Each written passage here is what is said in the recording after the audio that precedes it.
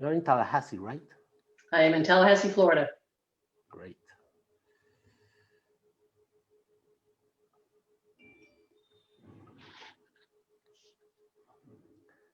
Just 1 minute to make the final settings. Okay.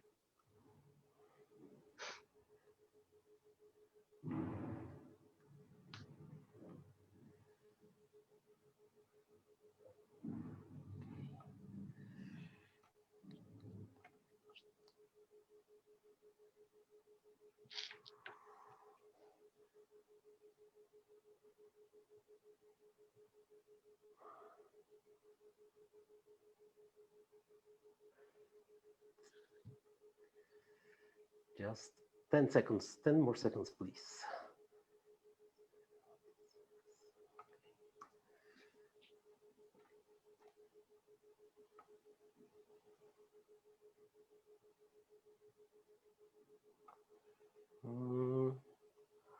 Okay, that's it.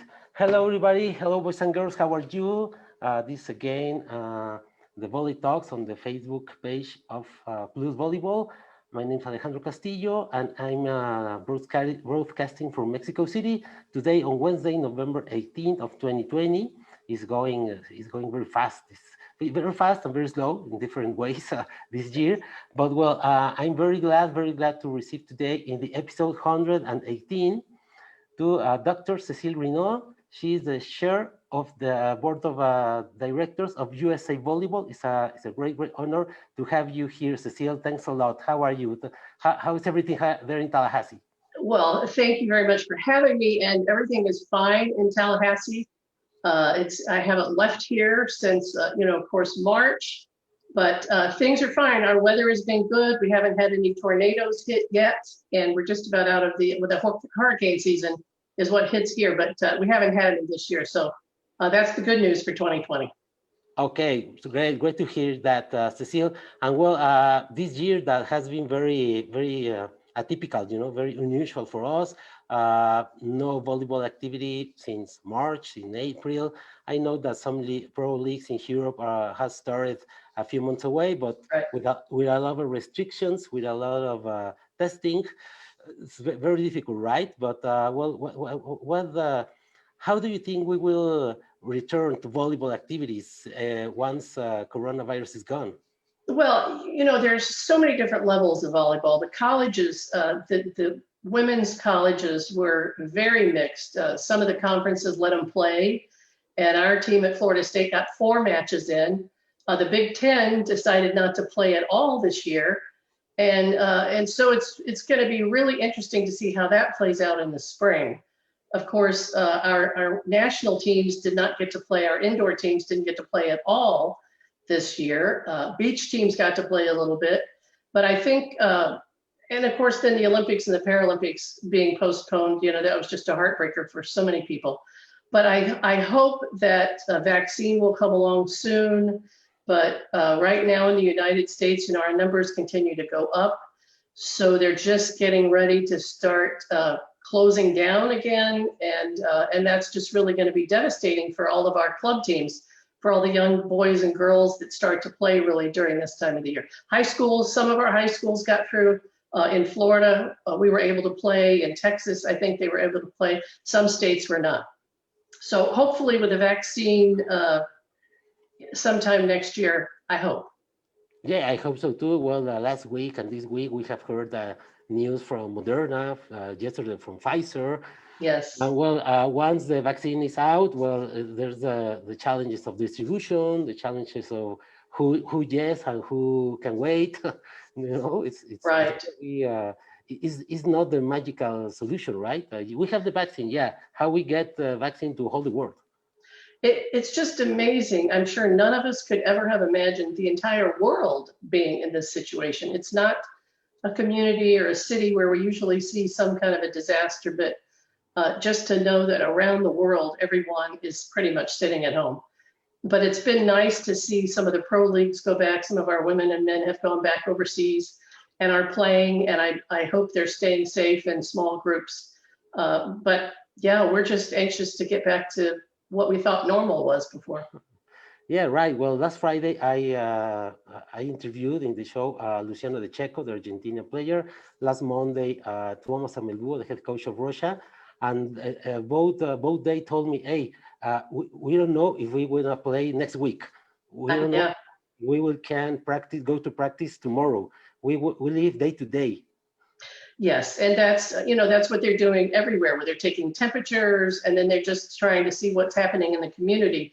And the way we've handled that with USA Volleyball, finally, we had to just say whatever is allowed in your community, your state, your city, your county, because everything is vastly different across our country. So, we've told regional commissioners, you just have to pay attention to what's being allowed there. Florida, again, is wide open. We had a big beach tournament down here last weekend, Yeah. and it went well. But again, the rest of the parts of the country are struggling. Yeah, last week Phil Dalhouser won the tournament, right, in Florida. Yes, I got to see him play. I drove down. It was my first little outing for the year, and I drove down and got to see him play in person. My gosh, I took some pictures of him blocking in person. It's just phenomenal. And Nick Lucena lives in Tallahassee. He's married to our beach coach, Brooke Niles. Yes, He didn't get to play. He was injured, but it was fun to see his partner play. yeah, well, great. I hope we can go back to activities of volleyball pretty soon. But by Yes, now we have to stay safe right. and keep safe, right? Try and be patient, which is hard for all of us. Yes, I know. Well, here in Mexico, the situation is not different. We have almost 100K deaths. It's a shame. There are some leagues who return to activities, but the majority they have shut down since March. So I understand that people, especially young people, is very worried. They want to play to go to play some volleyball, but well, we have to wait. Yeah, I totally agree with you. Yes, and it's, and we are always just trying to promote our game and get people out on the court, and now we have to tell them, stop, let's wait. So we're Yeah. trying to do as much educational things as we can online to keep people engaged, but that's young people want to be moving around. Yeah, I think young people, we are in the episode 118. I think young people is tired of this. Hey, okay, it's good to hear volleyball personalities, but Right. we want to play volleyball. Well, we talked to our high school, National High School Federation about maybe some teams playing outside. Instead of canceling the season, we came up with a list of rules and regulations for how they can play 6-on-6 outside. And so some states moved outside and were able to play because that seemed to be a much safer atmosphere. So we're trying to be creative and doing everything we can. Yeah, right. Well, I have a message right here from my friend Octavio Medina. He's from Querétaro, Mexico. He now lives in Seattle. He used to go to play beach a lot over there in Washington. And he says, greetings from rainy Seattle. Cecile and Alejandro, can't wait to hear Cecile. I think, what do you think? I have read a lot about beach volleyball is less risky than indoor volleyball, right? That's what, according to the medical doctors, yes, because it is outside. There's only two people on a court. It's over here, and 2 referees, and the wind hopefully is blowing. So I think it seems to be less confined and maybe more safe. Yeah, right. Well, we have to be patient. That's right. That's right. That's right. Okay, well, Cecile, thanks a lot again for being here. It's an honor for me, for the show, for the Volley Talks, to have you here, a personality like you. You have been in this position for the last 1.5 years? Yes, a year and a half. Okay, and your position, the right name of your position is chair of board of directors of USA Volleyball, right? Right, right. Perfect.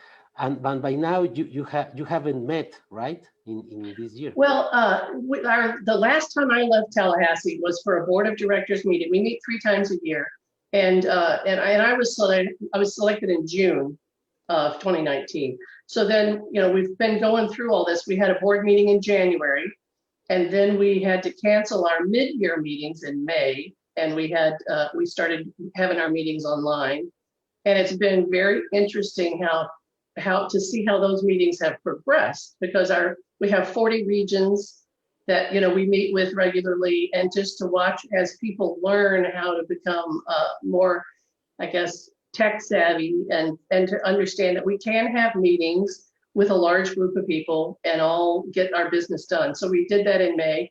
We had another meeting in October. In September, we had another board meeting, and we're going to have a call this Friday. So we're trying to get together as much as we can to decide our policies and strategic plan. Yeah, right. Well, I think the same for every country in the world. But well, the strategy for next year is I think once the vaccine is out or is here, to restart when in the best scenario, March, April. It may vary, right? Oh, you want me to give you an answer? Like I have an answer. No. I hope we start in March or April because that's really when our tournaments for the young kids get started. And it would be enough time for maybe athletes to get back to training indoors with the national teams that they'd be ready and prepared for the Olympics and the Paralympic Games. But, I'm sure that it's going to take just time for the vaccine to come out, be distributed, and then to see how people respond to it. So it takes time, and that's just the hardest thing is to sit and wait, whether it's a month or 2 months or half the world gets the vaccine and everybody's fine, then we're good to go. Yeah, right. Well, Cecile, can we go please with your beginnings in volleyball with all my guests? I try Sure. to talk about that. Your beginnings as a player in high school, in college. Volleyball was your first choice, or did you practice another sport then move to volleyball? Can you tell us something about that? Oh, sure. I can go into that if you think that's going to be interesting. But I grew up in St. Louis, Missouri, and I went to high school there. And that was back in I graduated from high school in 1971. So at that time, women's sports were not very popular, not very well funded. We didn't have uniforms. We had, like a gym suit and then the penny with just a number on it. And we had play days. But I played field hockey, volleyball, basketball, softball. And then I went to college and I went to school at Missouri State. It used to be Southwest Missouri State. And I tried out for field hockey and I made that team. And then I tried out for the volleyball team and I made that team. I only made the volleyball team because somebody kept passing the ball over the net and I kept going up and killing it. I didn't know a spike approach. I could just jump and hit when the ball came directly to me. So I played field hockey for 2 years. And then I stopped with field hockey because it was, 2 hours of running, 3 hours of jumping every day was a little too much. And I played for a woman named Linda Dollar and Dr. Mary Jo Wynn there. And I had a wonderful time. Those 4 years, we were extremely good. And then we'd get to nationals and we'd come up against the West Coast schools, UCLA, USC, Long Beach State was very good. And so, we were really probably the top team outside of the West Coast. So then I went to teach 1 year of junior high and high school in a small town in Missouri. I was 21 years old. I drove the school bus. I taught health. I coached volleyball, basketball, track, softball, and I was there for a year. And then Florida State called and said, we have a position open. Would you be interested in being our head coach? And I said, I'm 22. 22, wow. Yes, I was 22 years old. And they said, well, we'll pay you to get your master's degree. So I got $3,000 a year. I moved to Florida State, to Tallahassee in 1976. And I started working on my master's degree. And then I was the head coach. Wow. So it was, I was the same age as some of the players, which was, an interesting, dilemma to try and work with them. But we did all right. And then we were in the AIEW, which was, it's before the NCAA. So we'd go to those tournaments and we had state tournaments, regional tournaments. And then we were in the Metro Conference. And then we got into the ACC conference and the NCAA started funding sports for women and championships. But when I played, we didn't have scholarships. But when I got here to coach, after I'd been here a couple of years, we were able to give the girls some scholarships. So I've really seen it go from zero to, where we are today. Yes, I can imagine. So we can say that your player career was over at the time. Yes, I did not play anymore after that. Right. Well, there were no professional sports for women, at that time, really. But it was an exciting time. And so I coached here for 26 years, from 1976 to 2001. And during that time, I had worked on my PhD, and I thought, okay, then I'm ready for something else. And so I moved over to the sport management department, and I started teaching classes in sport management. I did my dissertation on recruiting and why athletes select a certain university. So that was fascinating. And then I taught in that department until 2015. And then I retired in 2015 after 39 years at the university. Wow, it's amazing. Yeah. In the same college, the same university. Yeah, same university. I had offers to go to like Tennessee or Kentucky or Iowa. And I just thought, I'm living in Tallahassee, Florida. What am I going to do? But it was right. It was the right thing to do to stay here. Well, you mentioned something very interesting, that in the 70s, where the whole sports was different, the whole world of sports, college and pro, but women's volleyball, it was pretty hard for women's volleyball in the 70s. How hard was? Well, if you want me to tell the horror stories, we had 15 people on our team, and we would drive in a 15-passenger van with our luggage. So, we just didn't have very big budgets. When I was in school at Missouri State, nationals were in Miami, and we drove in station wagons, all the way from Missouri to Miami, which had to take us 3 days.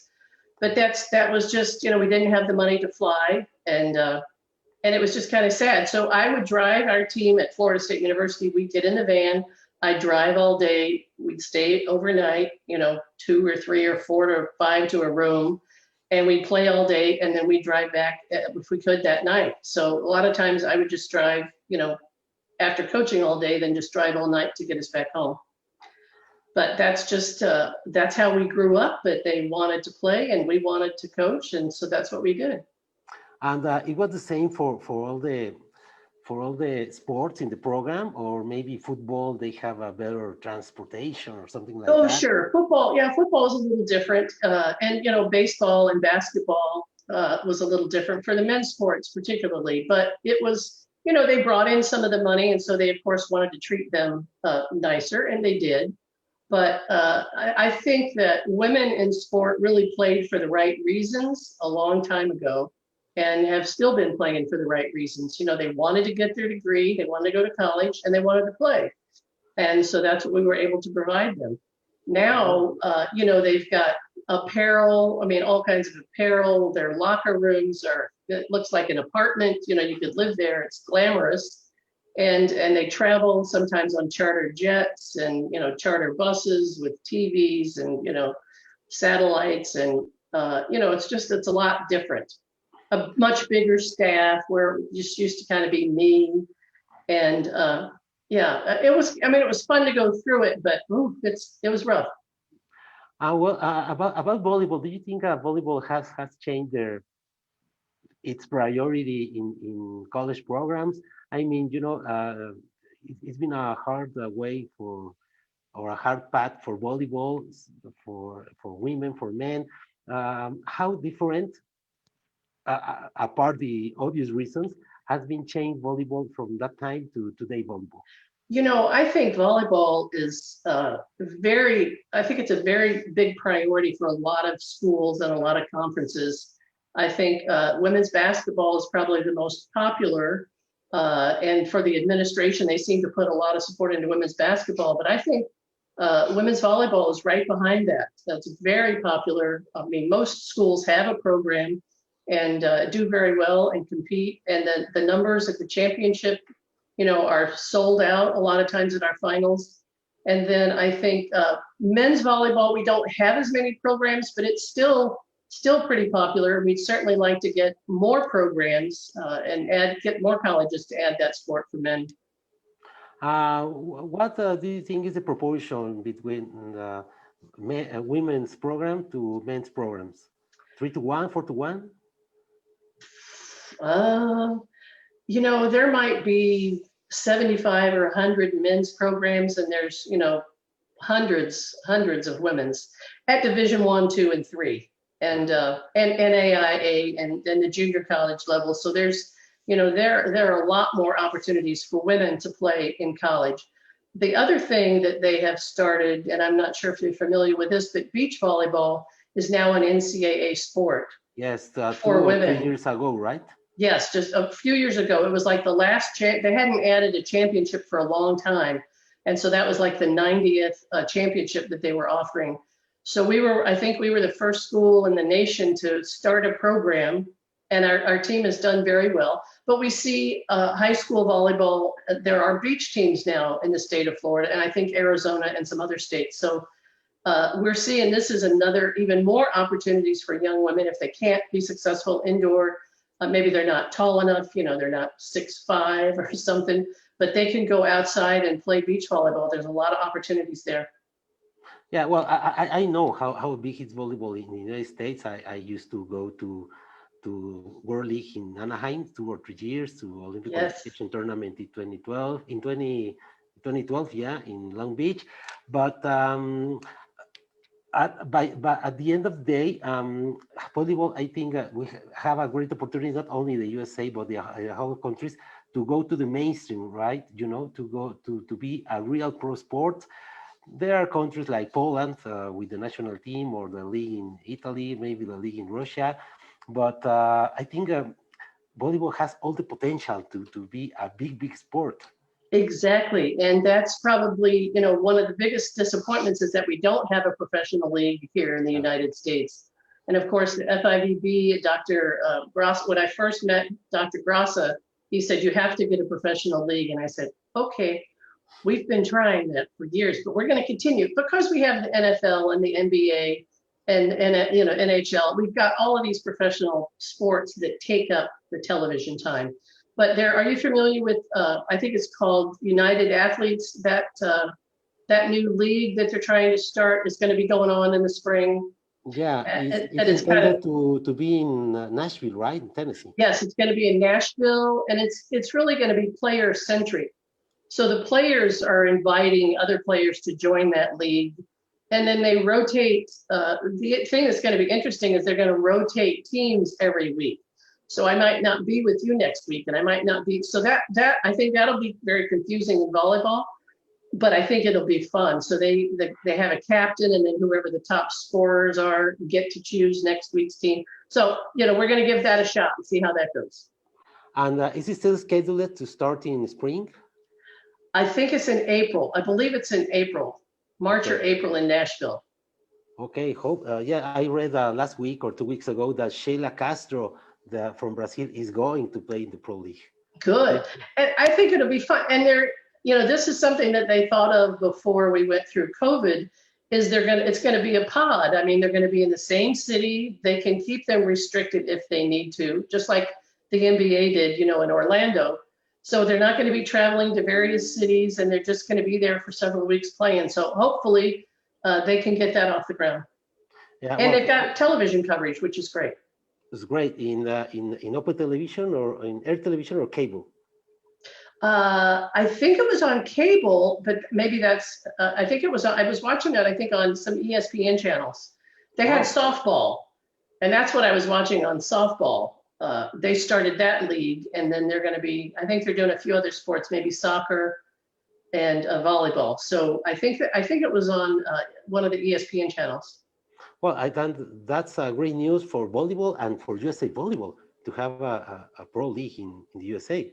Yes, and if they don't, if it's not on cable, then certainly the streaming is quite good these days to be able to see live sport. Yeah, talking about streaming, can you imagine, Cecile, if there were streaming in the 70s, in the 80s?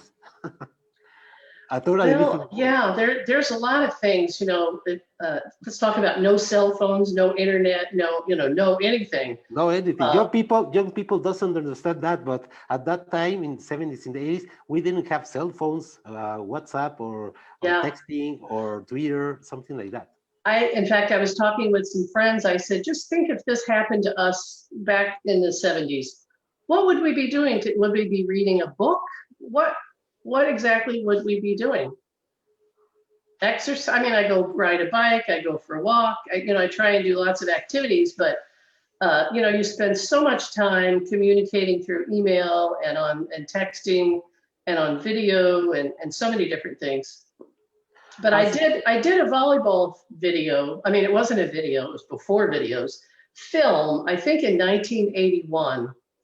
And I want you to picture this. So they came to the university and they had these big cameras with the big, reels on it. And so we would have our athletes I had to write the script. We had our athletes do something and they'd go, was that good? And I went, yeah, that one was good. So I had to see everything in live action. I couldn't say, let me see it again. It was, I should go back and look at that and see how good it was. But it was a challenge to just go through and see it and say, yes, mark that one, no, that one's not good. But I mean, I had to pay attention. Yeah, right. Talking about these new social media, these new devices, how much do you think these distractions apart young people from practicing any sport, especially volleyball? Well, everything we're doing with USA Volleyball, we try and do it so you can get access to it on your phone because we know that's where kids are. So if it's educational sessions, if it's training, if it's social media things that have to do with our sport and however we can promote things, we know that that's the audience we're going for. So we're trying to use that to our advantage. But I think they can learn a lot and I think they can be connected, but there are times when they just need to put it down and see it and hear it. Yes, of course, right. We have a message here, Cecile, from Omar Munoz. He says, love Cecile, the best of the best, great legend, so much knowledge. Thank you, appreciate that. Thank you very much. Omar Munoz. And well, I have another question for you. Why Nashville? Because, well, I'm pretty sure that in Nebraska there's a huge crowd for women's volleyball, especially. But any reason to pick Nashville to be? I was not a part of that, and USA Volleyball didn't really decide that either. The company that's organizing it was really the one that selected it, and I'm sure they've got various reasons why they're picking different cities. But I mean, Nashville I think it's supposed to be a lovely place. I think I've been there once, but I think it's just an opportunity to spread it around, maybe where volley hasn't been before. We hosted something in Shreveport, Louisiana, the Olympic qualifying event. Oh yeah, I remember. It's in a small town in Louisiana, and it was packed, and the people loved it, and they were so excited. And it was such an opportunity. So it's kind of fun to take it different places, but Nebraska is crazy. The NCAA championship was there a number of years ago. There was an ice storm. I don't know if you've ever been in an ice storm, but they tell you not to drive, not to leave the house. And we think, oh, there's going to be an empty stadium. 18,000 seats are going to be empty, packed.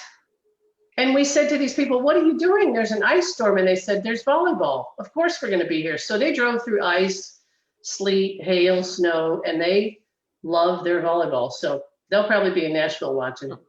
Yeah, also, well, in Hoffman State for Nations League, it was packed, of a lot of people from Iran, from Poland, from Bulgaria. Yes. Because in East Europe, volleyball is huge. Yes, right. No, and it's fun to go different parts of the country just to kind of put the sport there and hopefully get some new fans and some new spectators. And then if people want to come and see it, I mean, it's located in the Midwest. Everybody can get there fairly easily. So we'll see. Next year, men's VNL will be in Evansville, Indiana. Evansville, Indiana, which is interesting, but Indiana is a big sport in volleyball. I used to recruit a lot up there. I mean, very good volleyball in that area. So that's, that will be right in the middle of Illinois, Ohio, Michigan. I mean, that's Kentucky, lots of good teams from around there. And I think I don't remember if it's a week before or a week after than the NCAA finals in Columbus, Ohio. Pretty close. Yes, that's right. Yes. So it should be interesting. I mean, it's Ohio does a very good job, and Ohio State, of course, has got great volleyball program and great history, men's and women's teams. So it's always fun to go to Columbus. And then the VNL, is going for women is going to be in Wichita, Kansas. In Wichita, Kansas, yeah. Yes. So that's close enough to Nebraska. A lot of good, people from Texas can come up and watch that. Yeah, I think 10 or 11 years ago, men's VNL were held in Wichita, Kansas, I remember. And as you are saying, they are poles of development, places to develop more volleyball because a lot of people here in Mexico says I used to go to VNL and Ana in Los Angeles, in Long Beach. I love that. And a lot of people tell me, hey, what's the reason to get the volleyball to Kansas or to Evansville or to Chicago instead of Long Beach? And I think the reason is that you're saying you have to develop the volleyball not only in the West Coast but in the whole country. Right. And, but sometimes when you have these big tournaments in a big city like the Los Angeles or Chicago, there are so many other things to do. With the VNL in Chicago, it was the Taste of Chicago was going on. And there's, art museum festivals, music festivals. And there's so many things that, when you go to Wichita, this is probably going to be the big thing. And when you go to Evansville, this is going to be the thing, I hope. So, there are reasons to go to some smaller communities just to give them a new experience. Well, I will make everything on my own to get to Evansville next year. I really, really love Good. that. Well, you have another message. Rafael Carrillo, great coach from Puebla, Mexico, says, Cecile, congratulations. Miguel Angel Ramirez, he's a five-time Olympian beach volleyball referee from Mexico. Congratulations, yes. Dear Cecile and Alex. Muchas gracias, Miguel. Thank you. Octavia Medina, my Mexican friend from Seattle, says, Cecile, how can I go to get affiliated to USA Volleyball? How can they get a what? How can he get affiliated to USA Volleyball? Affiliated, I don't know if as a player or as a coach, I don't know. How can he get involved with USA Volleyball? Affiliated. How can we be a member of USA Volleyball? I don't know if it does. I think they just have to send in their membership. Yeah, I think it's open that anybody can be a member. Okay, so he should contact to the He could go online and look under membership, and then they can join, and then they would receive all of the electronic messages and digital magazines that we put out, a lot of good newsletters. Okay, perfect.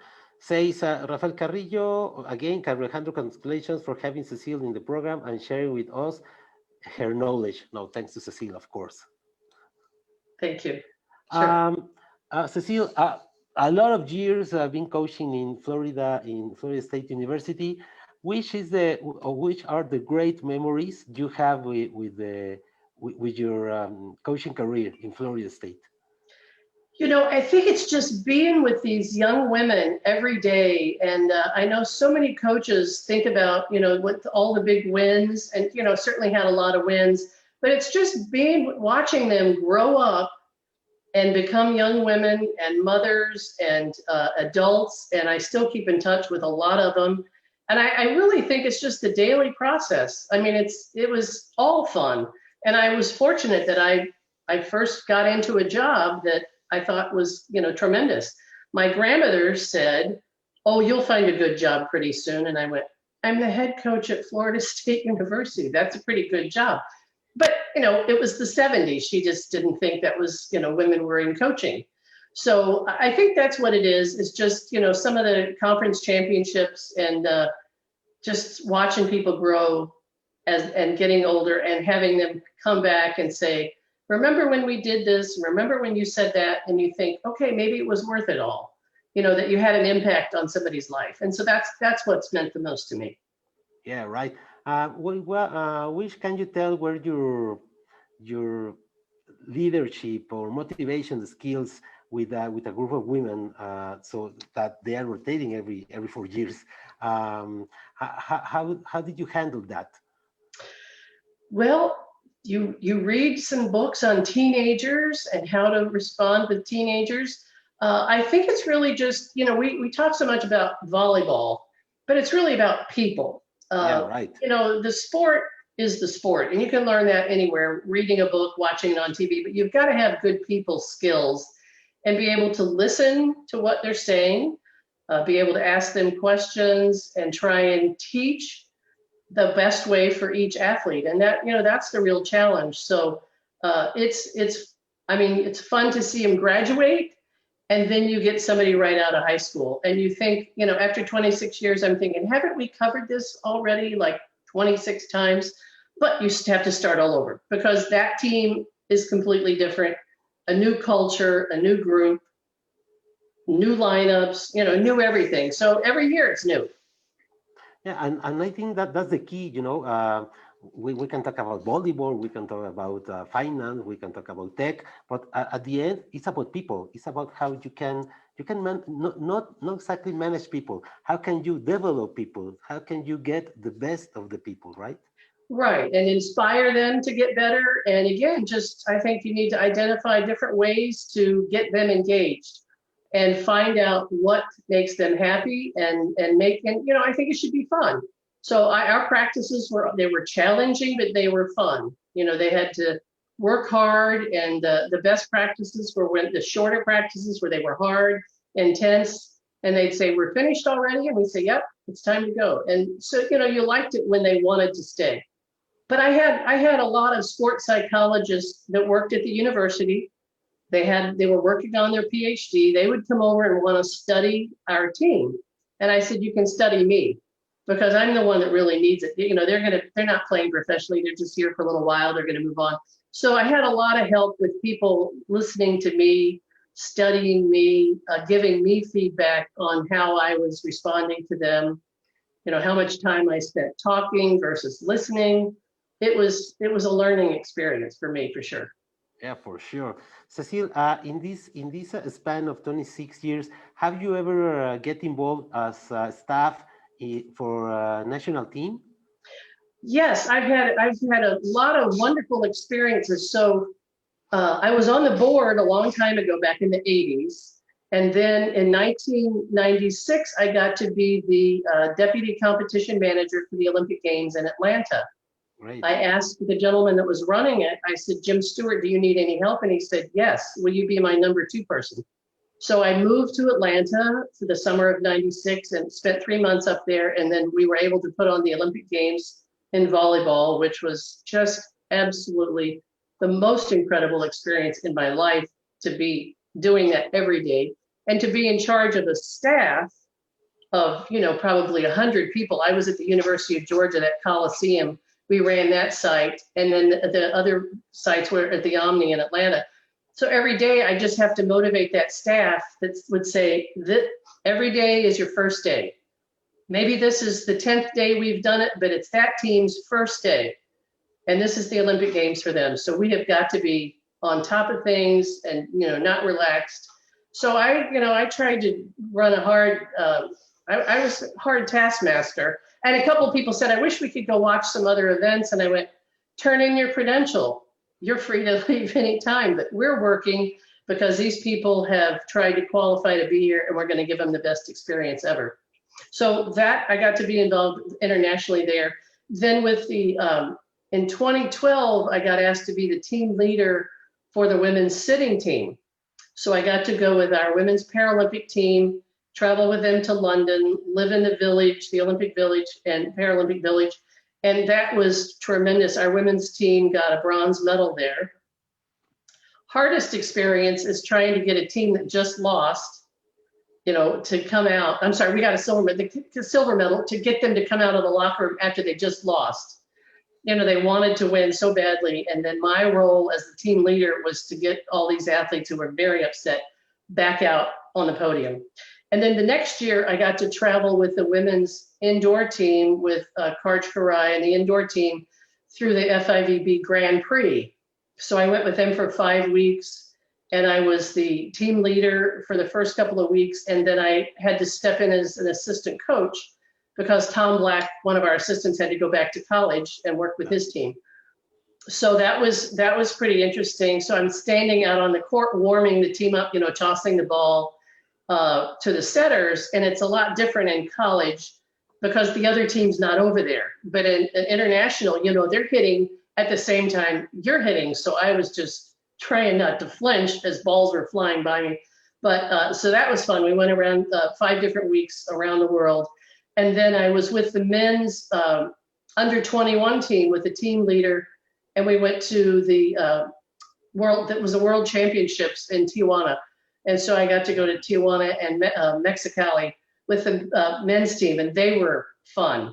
So I've had a lot of opportunities to be around all these different teams, and it's just an experience. But coaching internationally, I just never seemed to be a full-time job for me. I was always busy here. A lot of work in Florida State, right? Yeah.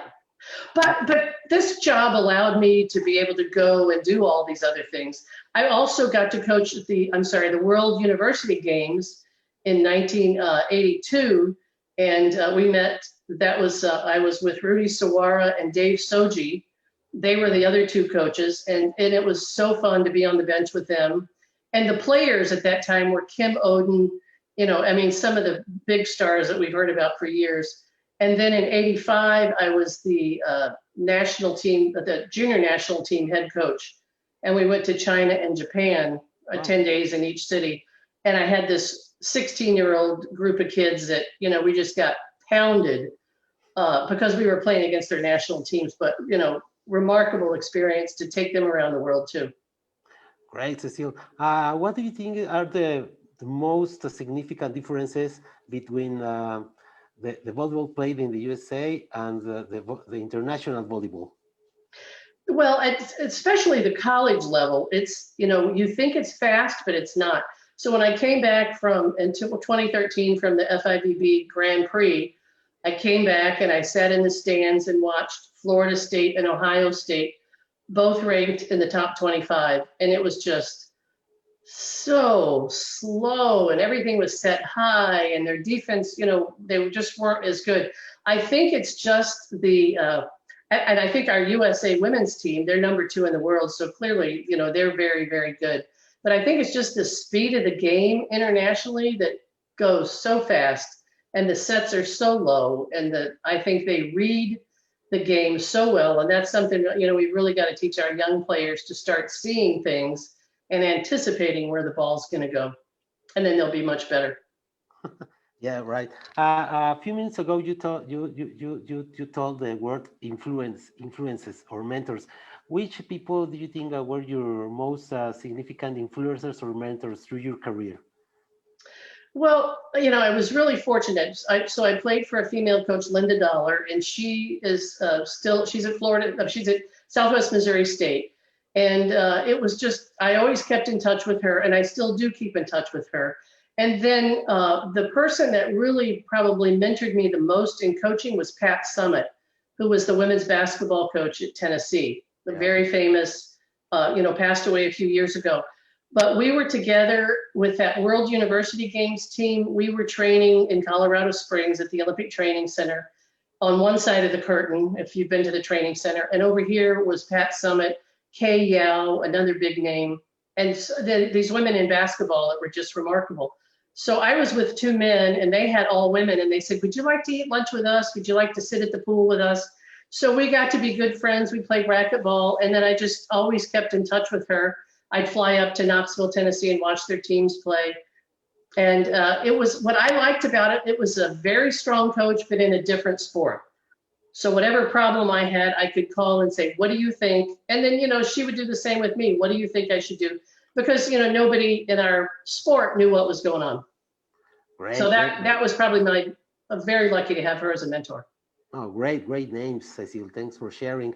About the role of women in college and pro sports, how do you think in recent years women have become more visible in sports organizations? Well, it's in 2005, I put a book together called She Can Coach. And it was about 20 different, it was by 20 different women in 13 different sports, because every book I read in coaching was by men. It was, football coaches, basketball coaches, baseball coaches, Patino, Paterno, all Shanahan, every great coach that, from the United States. It was all men. And I said to this publisher, and I had done the Volleyball Coaching Bible, I said, I'd really, to Human Kinetics, I said, I'd really like to do a book on women coaches. And they said, that's fascinating. So we did that. I got Pat Summit to write a chapter, and it was just on a variety of things. And I'm now working on another one. In fact, it should be out next year, but I've already interviewed and talked to about 18 different coaches. We have 2 from Australia, 2 from Canada, and then quite a few women from the United States. But just trying to make sure that women know they can coach, and that they should apply for jobs. We have the woman who's a New York Yankees hitting coach, Rachel Balkovec. Jen Welter worked in football in the NFL. She's in our book. And we've just seen a woman that's going to be Major League Baseball general manager. So just trying to think that we can educate women, make sure they're strong, they know what they're doing. And I think that's what I'm trying to do. At the NCAA Division I level, there's never been a woman that has won that championship yet. Okay, last week or in recent days, we heard that a woman became a general manager of Florida Marlins. Yes. I think that was just a few days ago. That's really incredible. But she's put in her time. She knows the sport. She knows the analytics, which is so big in baseball. So yeah, we hope she'll do well. But we've seen other women get hired in some other sports. And again, I think it's the diversity of the staff. Maybe they don't have to be the head coach, but I think young men can learn a lot from women, and it's just hearing a different way of saying something. And I've had a great time being around young male athletes and being able to help them out a lot. I think if you know what you're doing, it doesn't matter what gender you are. Yeah, there are NFL referees or assistant referees. Yes. Coaches in NFL teams. Yes. I think it's great news, right? Yes. And Suzanne Lowry and Patty Rolfe, 2 of our big referees. We're very proud of how they do. Yeah, she was here in the show, Patty Rolfe in June. Yes, I saw that. I don't remember. She's fantastic. Yes, and I guess she's going back to the Olympics again. Yes, I know, and she will retire after Olympics. It's great career. She was in Atlanta in '86 as a line judgment. Yes. Yeah. And I talked to her. We talked quite a bit because she works for USA Volleyball now. But yeah, she's excellent in her field for sure. Yeah, for sure. A lot of great women are taking more positions in sport, and I think that's great news always. Good. Cecile, tell us about you're an author of different books. Let's go deep in that way. A lot of books, I know 8, 10, they are selling Amazon, right? About the books I put together? Yeah. Well, first, Don Shondell, I don't know if you remember Dr. Don Shondell, yes, very famous coach. He and I were asked to put together, it was called the Volleyball Coaching Bible 1. It was their first time they'd done it. And Human Kinetics comes up with a series. So there was baseball coaching Bible, swimming coaching Bible. And so then we did the volleyball. Well, he and I went after the top coaches that we could think of. We had Doug Beal, Russ Rose, Mary Wise. I mean, we had everybody in all kinds of areas in that book. And then after that, a few years went by, and then they said they'd like to do another volleyball coaching Bible too.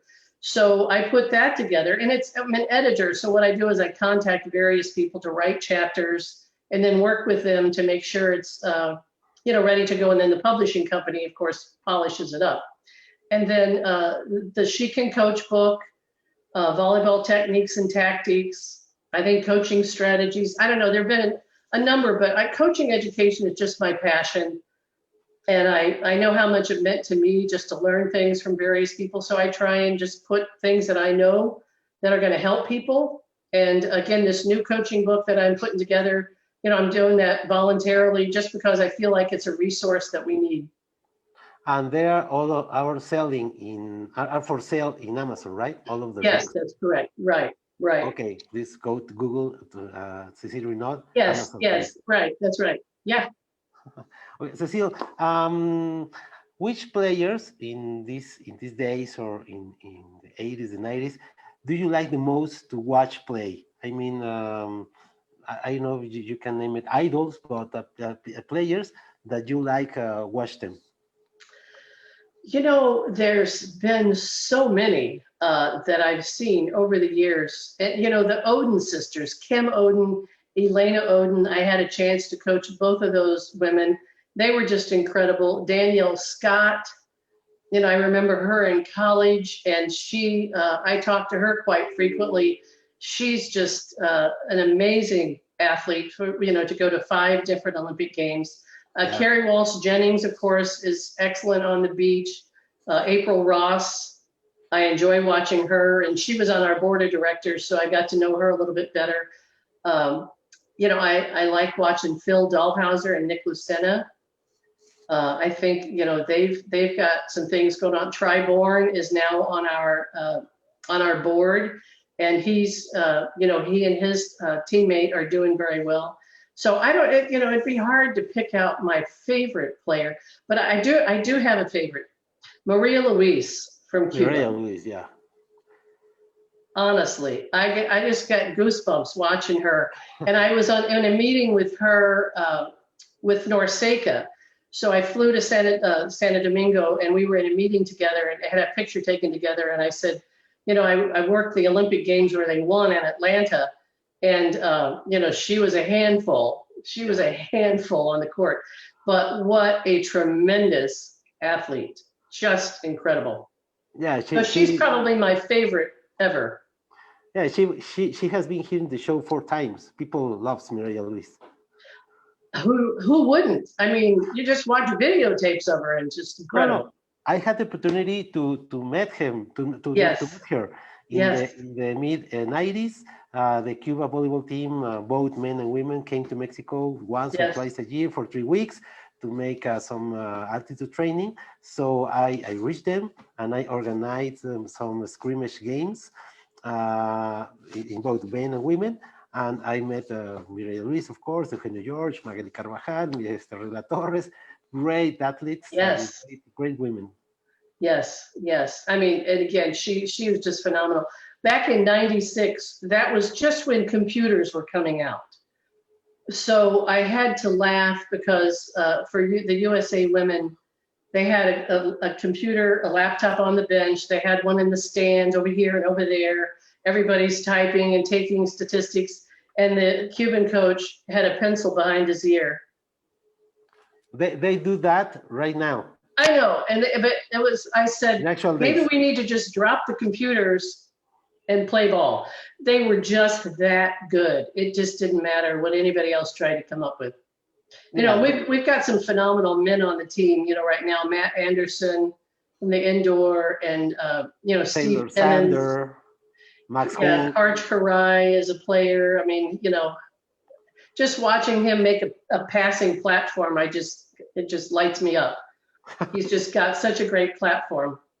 Yeah, well, he was also in the show, Arch Karai. Jonas Perot was also in the show. Yes. Patty Roth, Lorio Kimura, Joe Campbell, Ron Stahl. Yes. Just for mentioning the American guests. Yeah, you've had a lot of great people on. Good. A lot of great people, yeah. And well, you of course, thank you very much for being here. Sure, thank you. Cecile, what do you think can we watch in the near future in volleyball development? I mean, players are taller, stronger, ball goes faster. What else do you think can we see in the future of volleyball? Well, it seems like they're going to have to start putting a chip in the ball, you know, to see where it lands or to see if there's a touch. If we could figure out some way to detect a touch, you know, back when I played, we'd say, I touched it. You know, we just confessed that we didn't have line judges and we just said, I touched. So, you know, all of these, the replays and the challenges, I think those are good. And I'm glad they're doing them. But, you know, sometimes if players would just say, you know, it wouldn't take 10 minutes to figure it out. Somebody just said I touched it. So if they could figure out some way to track that, you know, so with some kind of a chip or sensor in the ball or on the net, you know, I think electronically, that's where we're going to see some things take off. And I think we're going to all have a chip in us soon. You know, so we're going to be tracking everything. Right now, you know, athletes are wearing bracelets and things to get heart rate and all of that. So, it's just going to be stuck in us pretty soon. Yeah, right. We have another message from Ana Elisa Ramirez from Mexico. She says, congratulations for having Cecile in this talk. Always great to see women succeeding in sport management. Thank you very much. Great. Thank you very much. Appreciate it. Cecile, are you? I think that next year, if everything goes right, we can see one of the best volleyball seasons ever. Because the athletes has been stopped for almost a year, and usually top players don't attend the Nations League, but this year they want to get in the better shape and they want to practice a lot to get in their very shape to the Olympics. Do you agree with that? I do. I think this has really made everyone appreciate practice. And I've enjoyed watching people like April Ross post videos of how she's trying to practice in her yard. In her yard. And the people that have been hitting off of boxes, and they've been very creative in how to self-train and train with smaller groups of people. It's been very interesting to watch. But I do think that when everybody can get back together, it's going to be one happy family, and they're going to work very hard and not take anything for granted. Not that they did before, but this is going to be very important. Yeah, right. Talking about beach, have you ever involved playing or coaching beach volleyball? No, I have not. I haven't. I've gone and watched it, but no, I have not. Okay, and what do you think about the high potential that beach volleyball have as a show around the world? What do I think about beach volleyball around the world? About beach volleyball as a show, as a spectacle for the crowds. Well, I mean, I think it's fantastic. It seems to be very popular. The two guys I really like to watch are from Norway. Have you seen them? The number one team? Yeah. Oh my gosh. Well, they're fantastic. But I think beach volleyball really translates well around the world. And I think it's popular in the United States. Whenever it's on TV, people turn to that. But they seem to get sponsors. They play the music. It's fun. I think people like to be involved. Yeah, right. Cecile, I have talked with a lot of people from different parts of the world here in the show, and one of the conclusions I made are that, and told by a lot of personalities, volleyball says we have to sell better volleyball, to sell better as a show, to sell better to the sponsors, and to help grow more the game. What do you think about that? Well, sure. I mean, we want more people playing, although it's extremely popular, but we have to figure out a way here to get it on TV and for people to learn about the sport. Right now, just the general fan will turn on TV and they don't have any idea about strategies or tactics. And I think they would enjoy it more if they could do that.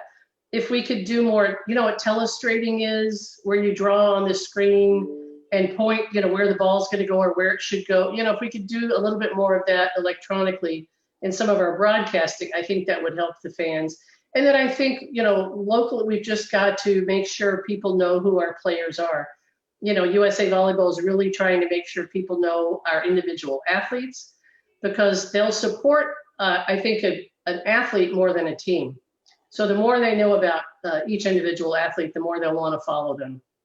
Yeah. So yes, we've definitely got to do that. And sponsors, I think they're interested. We've just got to be on the court for them to get their money's worth. Yes, of course. That's been tough this year. Yeah. For example, I'm a volleyball fan for the last 35 years, so I have no problem to spend 10 hours watching volleyball. But yes. I think the great goal is that people that doesn't know anything about volleyball and that doesn't know about rules see the game and say, hey, this is a great sport, this is a great spectacle. There can be 3 or 4 great plays in one rally. So I can tell you that when I take new volleyball people to a volleyball match, I don't know anybody that says, hey, it's boring game, it's awful. They love it.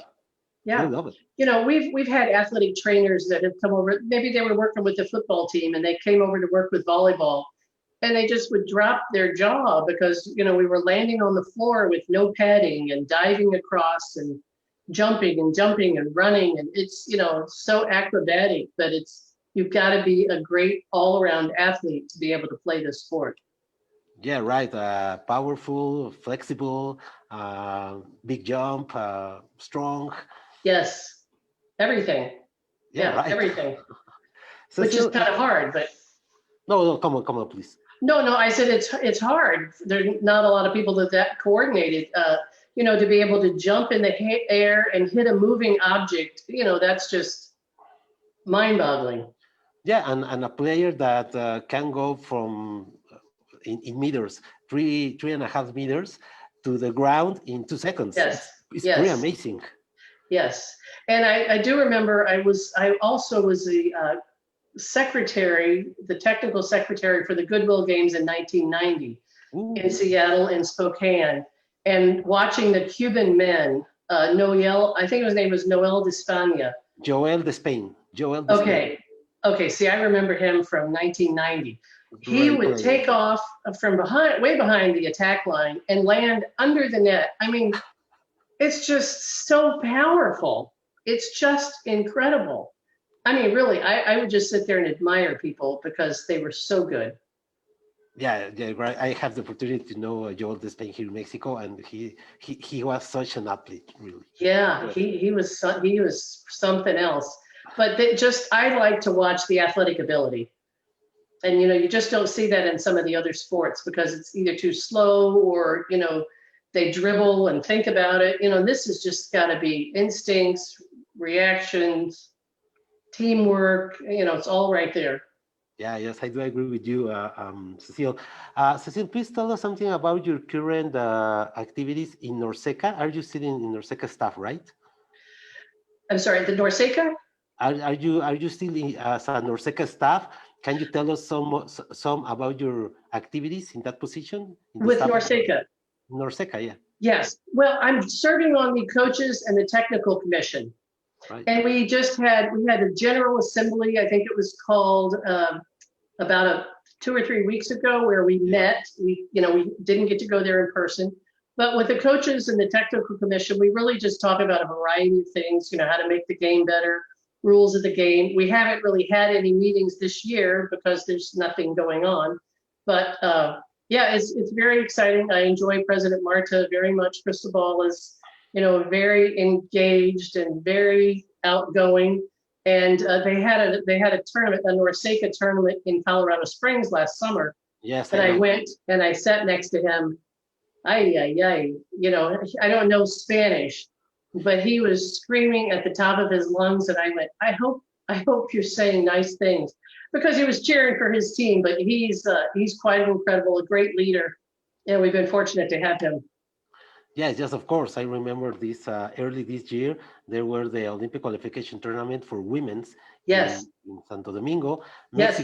Mexico team was about to beat Oh, Dominicana in Santo Domingo.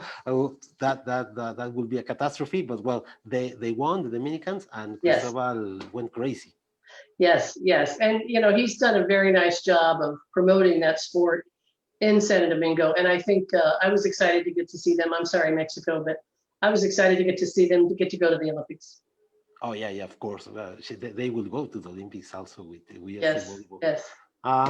Cecile, it has been a great way to talk with you. Very interesting, very funny. Thanks a lot for your time. Thank you. I have two more questions for you. Sure. Okay. Cecile, which one is your real favorite Mexican food? I like Mexican food. Let's see, up here we call it like Taco Tuesday and Burrito Thursday. I think tacos. I like tacos, but I But like all of it. with soft tortilla or with the hard shell tortilla? You know, I'd like one of each. I like the crunch, but I do also like soft tacos. Okay, well here in Mexico to the hard shell we call it tostada. Yes. Well, you know, the hard shell is, you know, it's around the taco. And then I also like quesadillas is another favorite I would like to order. Oh, great, great, Yeah. great choices. Good, thank you. You're making me hungry. Oh yeah, well, next time you are in Mexico, I will take you to the best I've quesadillas. never been to Mexico City, Best but Mexican food. maybe I'll put that on my list. Yeah, maybe. Well, this year we were scheduled two Pan Am Cups, both women and men.